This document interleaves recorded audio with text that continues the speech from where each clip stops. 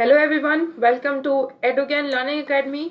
आज हम geography class 10th chapter 7 lifeline of national economy में इकोनॉमी को कवर करेंगे। इसमें हम कुछ टॉपिक्स को कवर करेंगे जिसमें हम different modes of transportation network, उनके एडवांटेजेस, डिसएडवांटेजेस एंड उनकी क्या इम्पोर्टेंस है। देन हम कवर करेंगे कि गोल्डन क्वाड्रिलेटरल क्या है, नेशनल हाईवे क्या है, इन सब के बारे में इंफॉर्मेशन कलेक्ट करेंगे इस क्लास में। तो चलिए शुरू करते हैं इस क्लास को।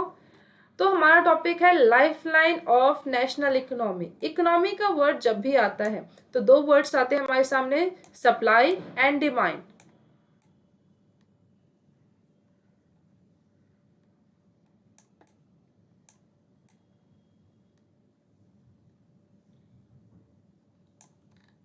सपोज कीजिए कि आपको रिक्वायरमेंट है ब्रेड की।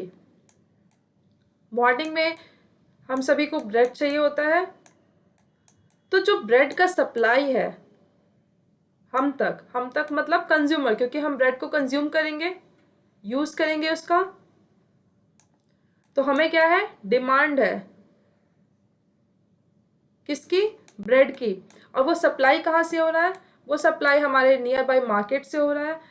तो हम कह सकते हैं ये मैन्युफैक्चर कहाँ होते हैं, ये मैन्युफैक्चर कहाँ होते हैं, इंडस्ट्रीज में। इंडस्ट्री में ब्रेड मैन्युफैक्चर होंगे, देन हमारे पास सप्लाई होगा किसके थ्रू, ट्रेडर्स के थ्रू। डिफरेंट ट्रेडर्स हम तक अवेलेबल कराएंगे ब्रेड को। तो जो इनके बीच में ये कैसे पॉसिबल हो पाता है कि हम ये जो सप्लाई होकर हम तक, और ये कैसे पॉसिबल हो पा रहा है, ये पॉसिबल हो पा रहा है सिर्फ और सिर्फ एक ट्रांसपोर्टेशन नेटवर्क की वजह से। ट्रांसपोर्ट होगा तो हमारे पास ईजिली ये ब्रेड हम तक पहुंच पाएगा टाइम से। अदरवाइज क्या होगा कि ये इंडस्ट्री में ही मैन्युफैक्चर होगा, हम तक नहीं पहुंच पाएगा।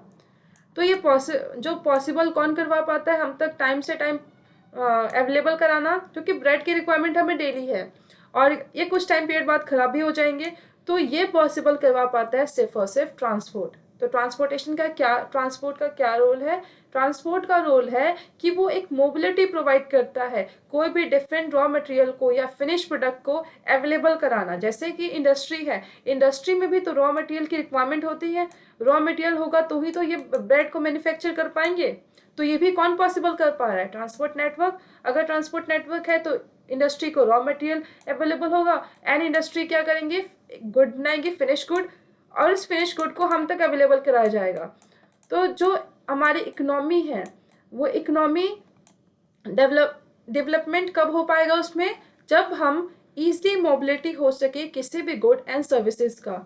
वो गुड और सर्विसेज अगर एक जगह पे ही हैं, स्टैटिक है, तो उनमें कोई भी प्रॉफिट नहीं हो पाएगा हमें।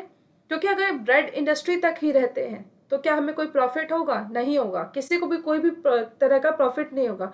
तो किसी भी कंट्री की डेवलपमेंट के लिए हमें रिक्वायरमेंट है कि वहाँ बहुत एफिशिएंट ट्रांसपोर्ट नेटवर्क हो। इसलिए ट्रांसपोर्ट नेटवर्क को लाइफलाइन कहा जाता है। ना ही सिर्फ और सिर्फ ट्रांसपोर्ट, वहाँ कम्युनिकेशन चैनल्स भी एफिशिएंट होने चाहिए, तब ताकि इंफॉर्मेशन का ईजिली फ्लो हो सके।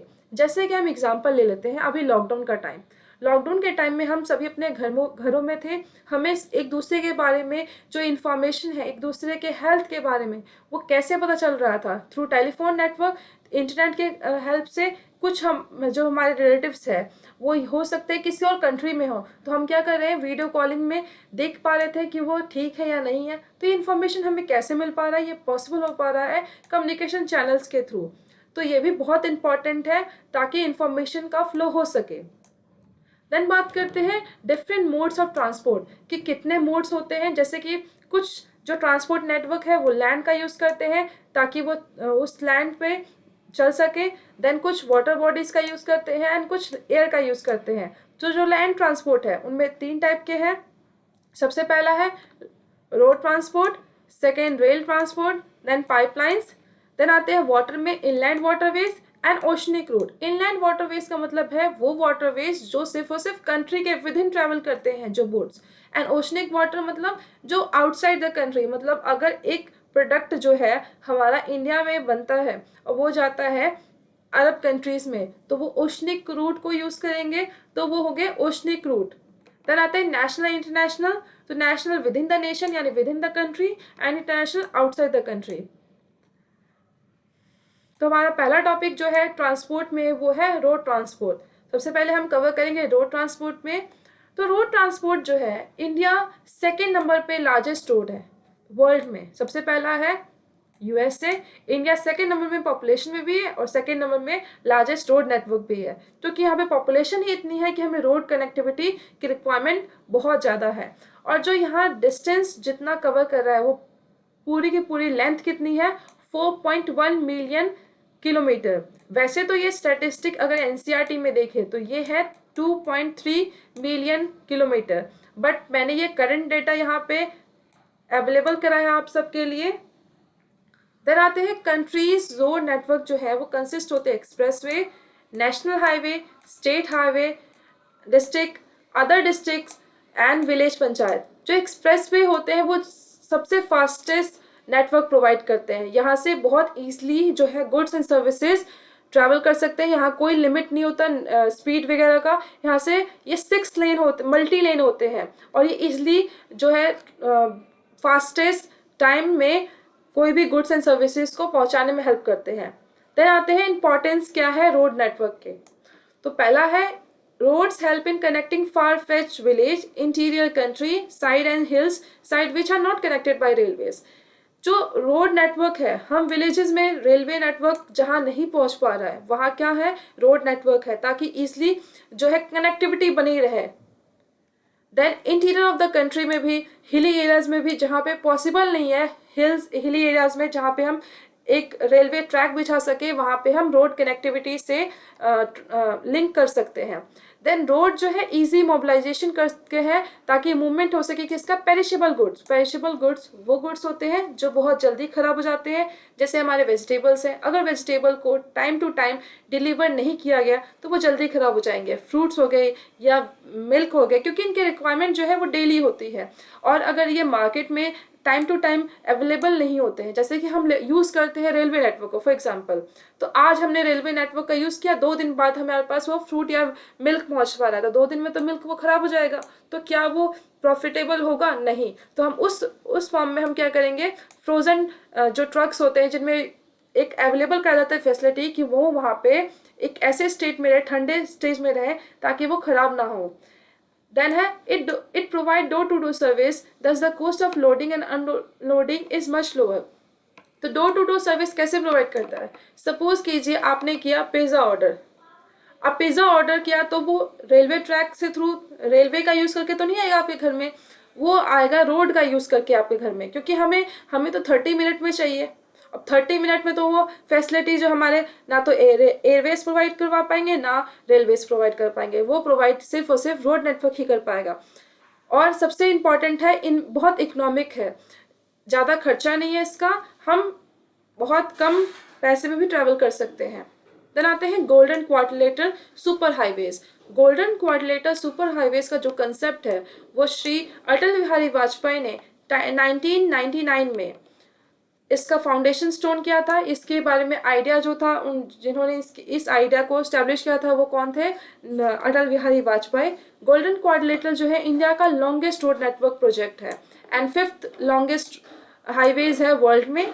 और इनका क्या काम होता है, ये कनेक्ट करते हैं मेजर सिटीज़ को, दिल्ली, मुंबई, ये मेगा सिटीज़ है, Chennai and Kolkata. Major mega cities को कनेक्ट करने का काम कौन करते हैं? हमारे गोल्डन क्वाड्रिलेटरल। उसके बाद हमें ये भी याद रखना है कि जो गोल्डन क्वाड्रिलेटरल है वो नॉर्थ एंड साउथ कॉरिडोर में, नॉर्थ में तो है श्रीनगर एंड साउथ में है कन्याकुमारी, श्रीनगर टू कन्याकुमारी। देन आते हैं गुजरात में पोरबंदर से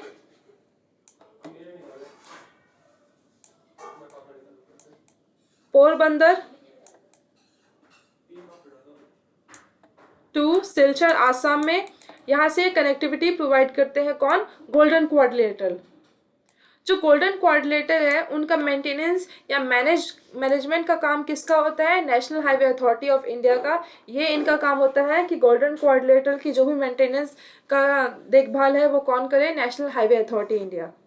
देन आता है नेशनल हाईवेज। नेशनल हाईवेज जो है सबसे इंपॉर्टेंट है, इवन गोल्डन क्वाड्रिलेटरल से भी ज़्यादा यूज़ हम नेशनल हाईवेज का करते हैं। ये कनेक्ट करते हैं स्टेट की कैपिटल्स को, इंपॉर्टेंट पोर्ट्स। जो इंपॉर्टेंट पोर्ट्स है जनरली वो पोर्ट्स कहाँ पे है? जो हमारे पेनिसुलर एरियाज है, जैसे कि पारादीप पोर्ट हो गया या विशाखापट्टनम पोर्ट हो गया, इन सबको कनेक्टिविटी भी नेशनल हाईवेज ही प्रोवाइड करते हैं। देन ये बैकबोन इसलिए ही है क्योंकि सबसे ज़्यादा यूज़ हम नेशनल हाईवेज का ही करते हैं। जो नेशनल हाईवे है उनका मेंटेनेंस का काम होता है सेंट्रल पब्लिक वर्क डिपार्टमेंट का। एंड हमारे इंडिया में लार्ज नंबर ऑफ रोड्स कब बनाए गए थे? मुगल के टाइम। और उनमें से एक रोड का नाम है शेरशाह सूरी मार्ग। जो शेरशाह सूरी मार्ग है उनको हम NH1 भी कहते हैं, जो कनेक्ट करते हैं दिल्ली से अमृतसर तक। एंड सबसे लॉन्गेस्ट जो नेशनल हाईवे है इंडिया में वो है नेशनल हाईवे 44। नेशनल हाईवे 44 पहले नेशनल हाईवे 7 था। नेशनल हाईवे 7 क्या हुआ? मर्ज हो गया। नेशनल हाईवे जो 44 है वो सिर्फ और सिर्फ नेशनल हाईवे 7 से ही नहीं, national highway 1, national highway 2, national highway 3, national highway 75, national highway 26 and national highway 7, इन सबसे मिलकर नेशनल हाईवे 44 बना, जो सबसे लॉन्गेस्ट नेशनल हाईवे है इंडिया का। Thank you so much for watching this class. And Edugyan learning academy से जुड़े रहने के लिए आप इस चैनल को सब्सक्राइब कर सकते हैं एंड प्रेस कर सकते हैं बेल आइकन, ताकि आपको आगे की क्लासेस की नोटिफिकेशन मिलती रहे। Keep watching.